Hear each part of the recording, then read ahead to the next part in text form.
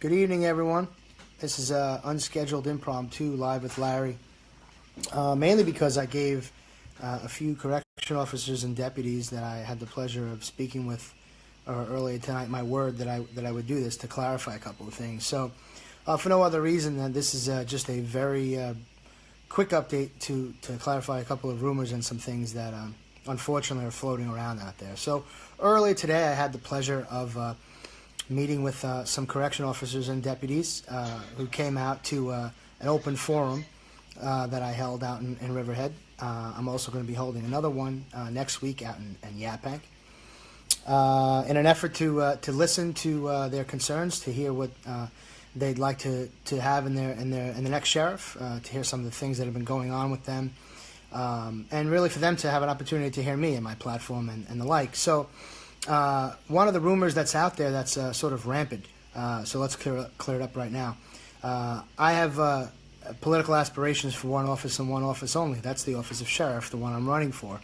I'm not running to be sheriff and then be county executive. I'm not running for sheriff to be a congressman or a senator or anything else. I'm running to for sheriff to be the sheriff because I'm the most qualified candidate and because that's what I've been working for the better part of 25 years. So.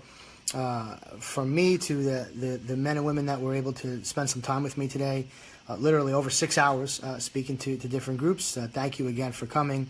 And to clarify for anyone out there who couldn't make it to the meeting, I have no ulterior motives. My aspirations are strictly and related to seeking and obtaining the office of sheriff. That's what you do when you run for office.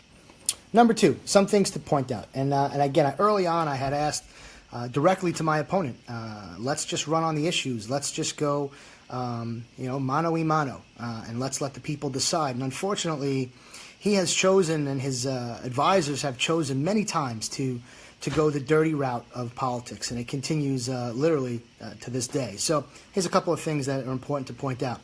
On my opponent's website, he has many things on the website. One section is the campaign backed by all of the unions that endorse him. So I think it's important for you, the voters, and the people of Suffolk County to know a couple of things. Number one, the number one union that's on there is the Suffolk County PBA, one of the largest and most influential unions on Long Island, representing the largest police department on the island. The Suffolk County PBA did not even give me the opportunity to screen for the highest elected law enforcement position in the county and decided to endorse my opponent. Now, I have told them and every other person that I've spoken to in every union and every organization that I'll never hold anything against them, that I understand the politics that are involved. I get that.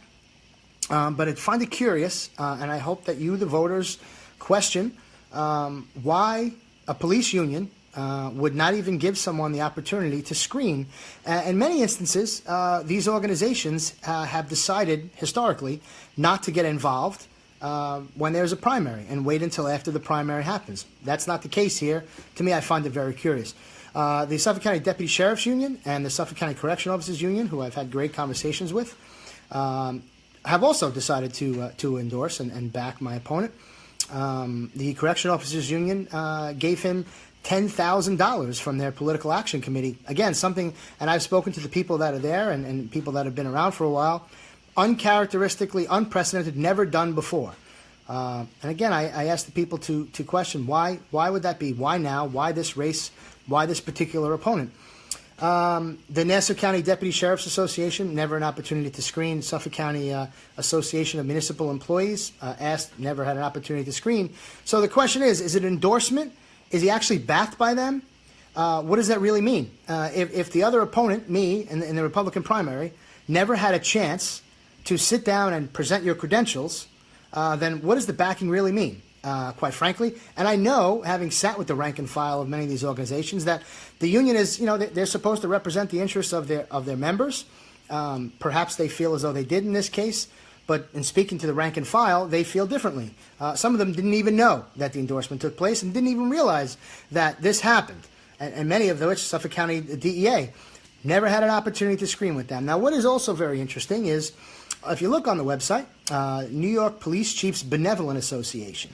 Now, that's an organization, if you do a little quick Google search, you'll see has been investigated historically by the New York State Attorney General's office. Those are the people that call you up trying to solicit money. Some of their practices have been deemed illegal and unscrupulous. But curiously, up until today, there was a logo of an organization that I am a member of and that I've been a member of for 8 years, and that's the New York State Association of Chiefs of Police, not the New York Police Chiefs Benevolent Association, two markedly different things. The first, the New York State Association of Chiefs of Police, are for actual law enforcement people. I'm a police chief. I've been a member of that organization for 8 years, and much to their credit, I sought out their endorsement. And they told me they weren't getting involved in this race, and they weren't endorsing anybody. Now, curiously, their logo was up on this website, PhilMBoyle4Sheriff.com, up until today, when apparently they reached out to the campaign and they removed it, and they said they didn't realize that the logo wasn't necessarily with the organization that they claim is backing them. Okay? Perhaps it was an honest mistake. But I'll go one step further. Also on the website is a young man who's posing with my opponent in what appears to be a Suffolk County police officer's uniform. Upon closer inspection, if you look at his shield, the shield number says PBA, and his gun belt not properly affixed to his waist, obviously a prop and a photo opportunity for him to liken himself to law enforcement. Now, many of you know our campaign has been going strong since December. And I have said, and many of you have answered the sentence for me, this is a law enforcement position. I am the law enforcement candidate. People have said flattery, imitation is the best form of flattery. So my opponent, on the law enforcement candidate, he has likened himself to be the candidate of law enforcement. And I guess when you have absolutely no experience and no qualifications whatsoever to be the law enforcement candidate, you have to take a hackneyed term. They even stole my hashtag, which, again, the imitation flattered. Thank you very much. The candidate of law enforcement. So if the candidate of law enforcement means that he's backed by the unions, perhaps that's the case, and that's what it is. But we have to go one step further, because the ultimate flattery is when you actually steal my ideas and my thoughts and the prose that has been on my public website since December. And not to misquote myself or anyone else, I'm going to read directly from my website, which has been public since December of 2016. And this is on the Donate Now page. The Donate Now, we need your support. All the support we have received thus far is very much appreciated. We talk about grassroots. And here it is. This is the best part. Our success this November will depend on the collective efforts of Suffolk County residents looking to make a difference now. And I meant that sincerely, and I mean it now. Back when we did it, we did our 17 for 17, the month of December. We hit the January 1st hard. We raised over $10,000 by grassroots efforts from people just like you. And those are the words that we used 9 months ago on our website. Because 9 months ago, I officially announced I was running for sheriff, unlike my opponent, who decided to do so in March. Curiously, we still haven't had an answer as to why that is. So 9 months ago, I wrote personally those words which appear on the website. Now we're going to go to see on the bottom of the first page, PhilMBoyle4Sheriff.com. We need your support. Your contributions are greatly appreciated. Here it comes. Our success this November will depend on the collective efforts of Suffolk County residents looking to make a difference now. Wow, that sounds very familiar. Now, it's an interesting phenomenon because it also happened on the Jay Oliver Show, which I was just on, by the way, this past Monday, but I was on previously over a month ago. And then about 2 weeks went by and my opponent had an appearance on the show. And if you listen to the two shows, they're eerily similar to the remarks that were made about drugs and about gangs and about things like that. So I have no way of knowing this, but perhaps he listened to it and got a few ideas. And perhaps those ideas continue now. Now, the worst thing you could be a lot of things. You could be dishonest. You can be untrustworthy. But to me, the worst thing you can do is to be unoriginal. Don't be unoriginal. Let's run on the issues. I'm waiting for the debate. News 12 has asked for it. We've gladly accepted. I don't know what my opponent will do. I hope he does. I've also asked Jay Oliver on the Jay Oliver Show to host an on-air debate. We're happy to do that.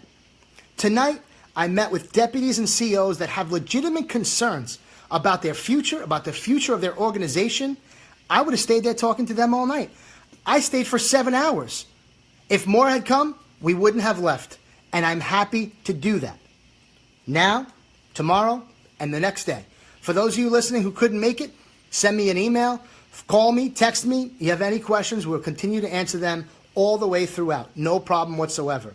For the voters, I ask you to do the research yourself. Nothing I said is made up. Nothing I said is not factual. It's all here in black and white on the internet, saved for posterity. The vote is yours. The choice is absolutely yours.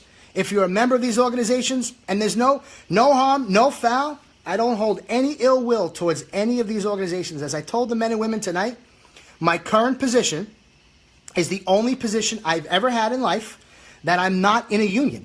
I'm now management confidential. I was a member of the PBA, the SBA, United University Professions, PEF. I understand collective bargaining. I understand protecting the rights of people that work in municipal organizations. I get that. So I understand both sides of the argument. No ill will towards any of the collective bargaining units, toward the people on those boards. But my job and the job of the next sheriff is to protect the men and women that work for them and to stand up for them and to do what's right for them and to be an advocate for them while also running the organization. That's how it works. You're an elected official, you answer to the people, but you take care of your people too. So, more updates to come. But I really thought it was important to point these things out, which I find, again, very, very curious, where it's a literal copy and paste of our words. Now, the Internet's an open and free society, but I would have thought there would have been something a little bit more original. Don't be unoriginal. Everybody have a great night. God bless. Stay safe, and we'll talk to you soon.